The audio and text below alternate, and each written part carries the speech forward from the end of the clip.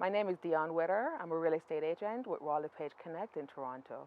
I actually got into real estate because I got fired.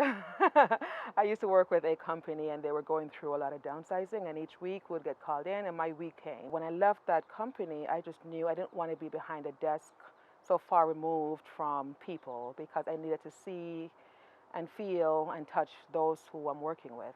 And so it started my journey of finding what my true passion was. And it became real estate. It always was there. I just never allowed myself to pursue it until I was terminated.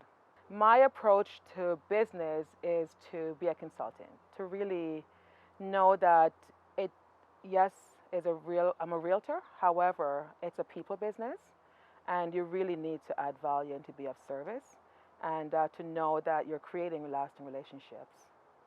What makes me different from other agents? I don't know if I would use the word different, because I really do not look at other agents and compare myself to them. I just every day wake up and I want to be the best version of me. People see that about you. They see when you are passionate about life. And it's more than, as my website or my name implies, more than a realtor. It is chosen on purpose because I am more than that. I find quite often when I'm out there, at least 90% of the interaction is not about real estate. It's about people. It's about people's lives. It's stories being weaved and intertwined, and me just being there to facilitate, to be a consultant, to listen, to be of value to them. I market my clients' homes first by going in there and doing a walkthrough and see what we need to do to declutter. Because, when you're selling a home, you want the buyer to come in and see the space. And I have these amazing team of people I work with. They're called Open House 24.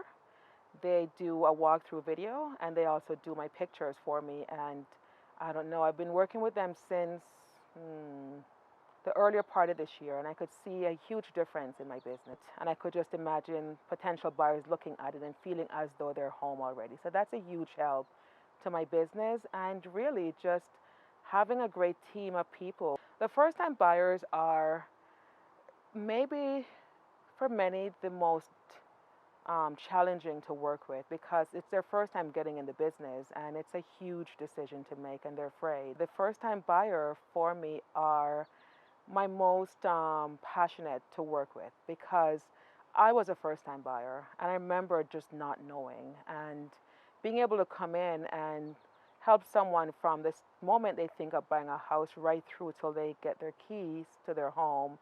It is the most fulfilling experience for me. So for them, I have, they come into my office, we sit down, I walk them through steps. Okay, so you're planning on buying a house, and here's step one, and here's step two, and we go through this together. And by the time they're done, I could see where the stress becomes a smile, and they know that the first few visits, maybe one or two, sometimes even three visits first, it's not looking to buy a home, it's to educate them. We go out and we look at homes and we say, okay, this maybe is the location you want.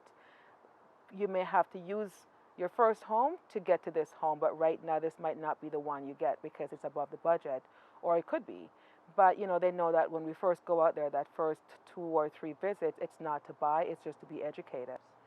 How do I help sellers? Sellers are looking to maximize the most for their home, and it's to go into their homes and let them know how much I could help them maximize and keep in their pocket. It's to let them know that, yes, you need to trust the process, and I will do as much as I can to keep you with money on the table. So for me, it's going in and doing a walkthrough and seeing where the home needs to be decluttered, and doing comparables, doing market comparables, and letting them know that it's not me who determines the price.